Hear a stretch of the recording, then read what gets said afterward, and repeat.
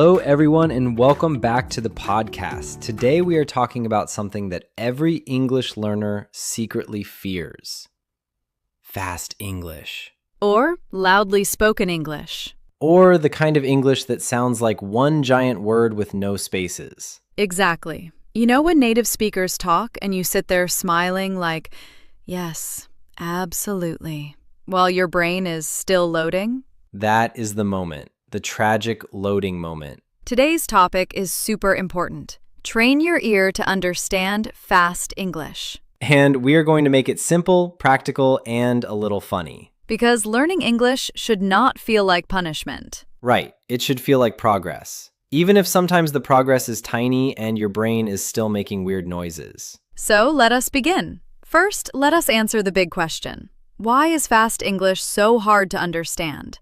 Why fast English sounds difficult? When I first heard fast English, I thought native speakers were eating the words. That is actually not a bad description. See, I am a poet. Fast English feels difficult for a few reasons. First, native speakers do not pronounce every word very carefully in everyday speech. They connect words together. They reduce sounds. They skip tiny sounds. They speak in chunks, not separate words. So instead of hearing... Exactly. Not every sentence becomes messy, but many do sound linked and shortened. And if you learned English mostly from textbooks, your brain expects each word to stand alone like a polite little soldier. But real English is more like a crowded family reunion. Everyone is talking at once, and the words are bumping into each other. That is such a perfect image. My brain just dropped its coffee. So the problem is not that your ears are broken. The problem is that your ears need training. That is good news, because broken ears sound expensive. Yes, training is possible, and that is what this episode is all about. The most important truth: you do not need to catch every word. This one changed my life. You do not need to understand every single word. Yes, that is a huge mistake many learners make. They think comprehension means hearing every individual word clearly. But in real life, even native speakers do not catch every word in noisy places. Exactly. The goal is to understand the message, the meaning, and the main idea. So if someone says, "I was thinking of maybe grabbing a coffee before work," you do not need to mentally spell every syllable. You just need to understand. Right. Your brain should listen for meaning, not perfection. That takes pressure off. Because honestly, trying to catch every word is like trying to catch every raindrop in a storm. Beautifully dramatic. And true. Step 1. Listen to English every day. The first way to train your ear is simple. Listen every day. Daily exposure. Tiny English workout. Exactly. Your ears get used to the rhythm, speed, and sound of English when you hear it often. Like going to the gym, but for your ears. Yes, and you do not need to listen for hours. Even 10 to 20 minutes a day can help if you do it consistently. Consistency is the sneaky superpower. It really is. Listen to podcasts, YouTube videos, interviews, movies, short dialogues, and real conversations. And do not only listen to slow English learning content. Correct.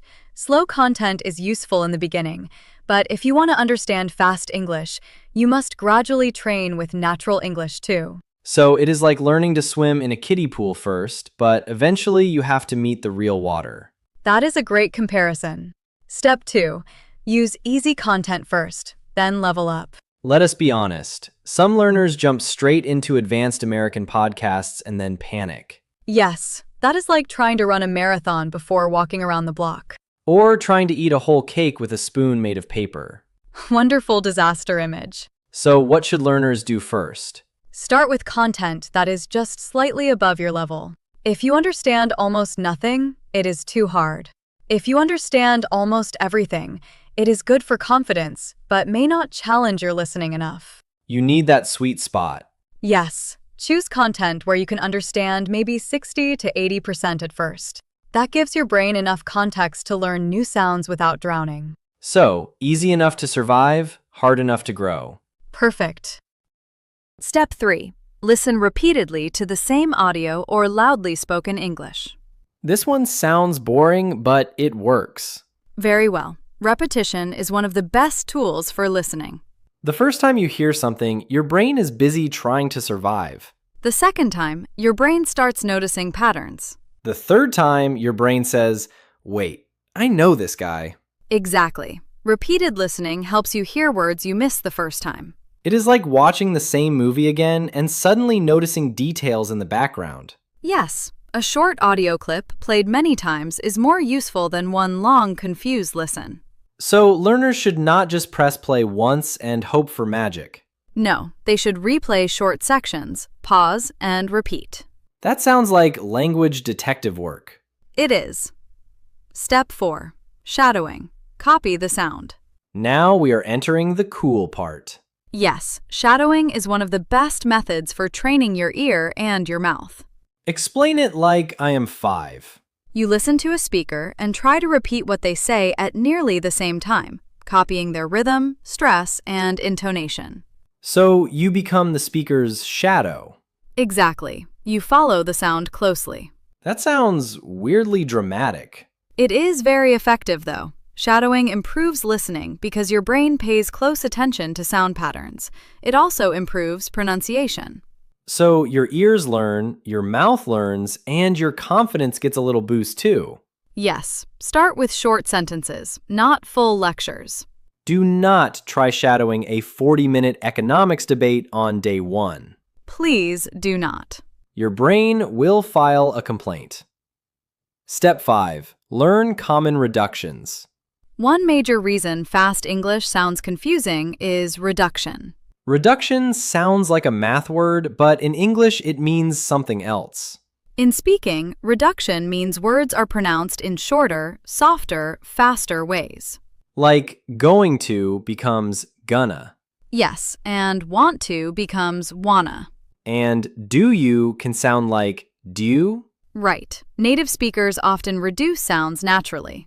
So learners should not get angry when the dictionary pronunciation is not what they hear in real life. Exactly. Dictionary pronunciation is helpful, but real speech has rhythm and reduction.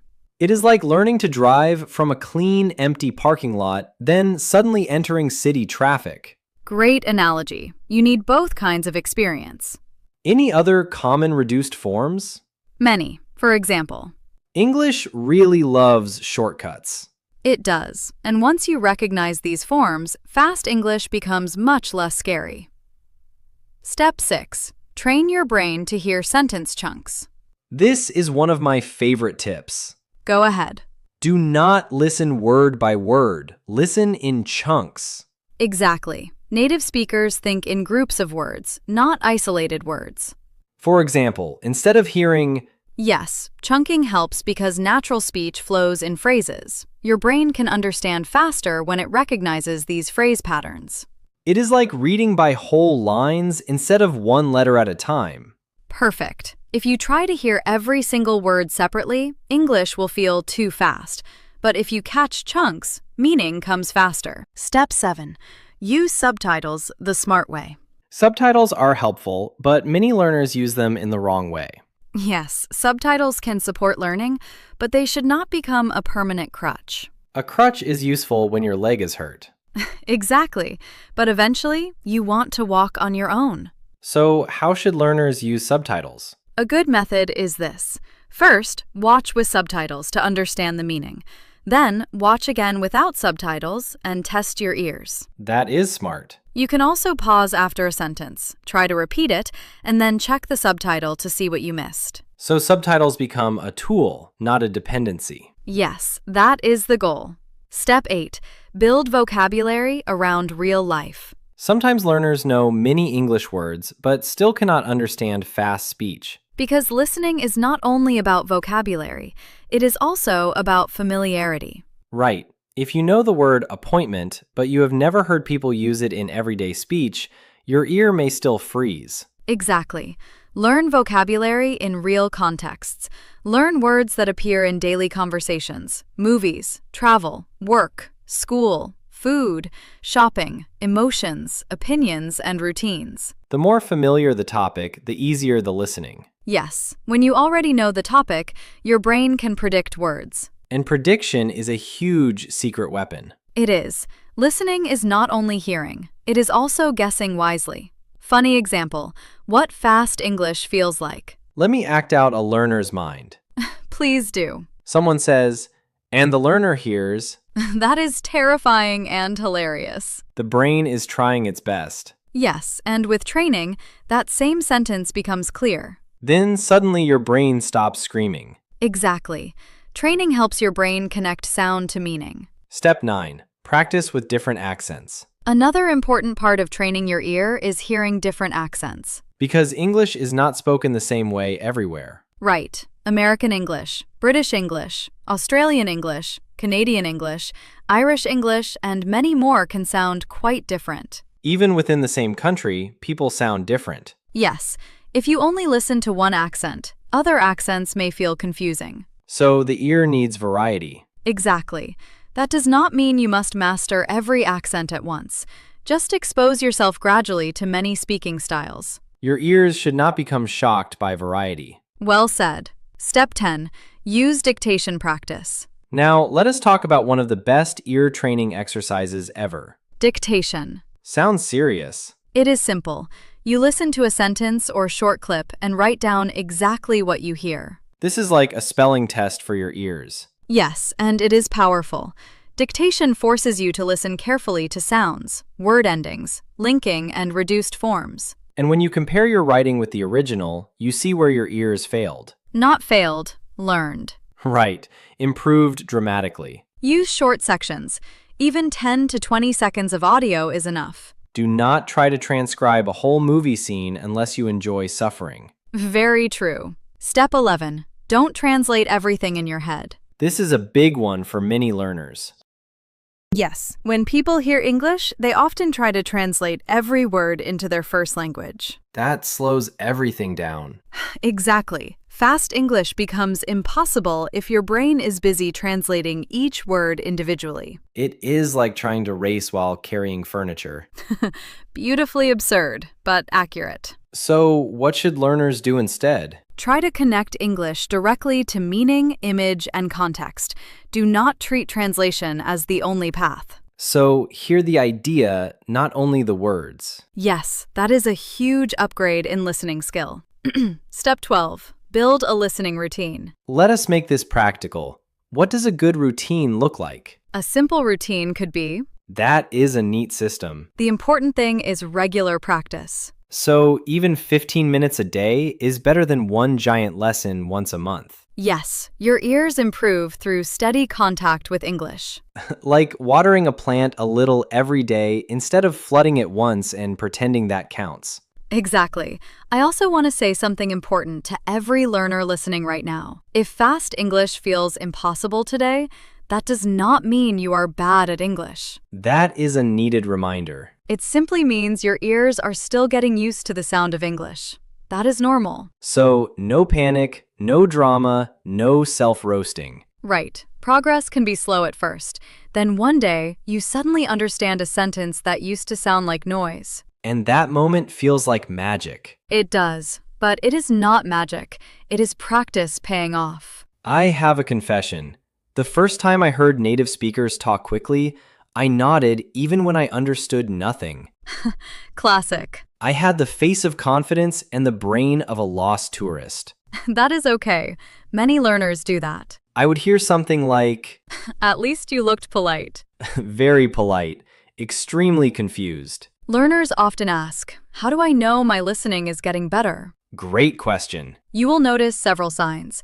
You may understand more words without subtitles. You may catch the main idea faster.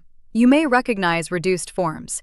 You may stop panicking when people speak quickly. That last one is huge. Yes. Another sign is that you can replay a sentence and suddenly hear what was hidden before. That is a nice feeling, like finding money in an old jacket. Exactly. Small wins matter. Let us wrap this up with the strongest advice. Sure, here it is. And please, do not expect perfection on day one. Yes, listening is a skill. Skills grow over time. So, your mission is not to understand every fast sentence immediately. Your mission is to improve little by little until fast English feels normal. That sounds way more achievable. So that was today's episode.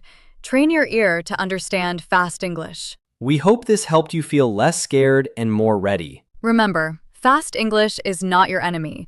It is just unfamiliar sound. And with practice, unfamiliar sound becomes familiar sound. Exactly. Thanks for listening, everyone.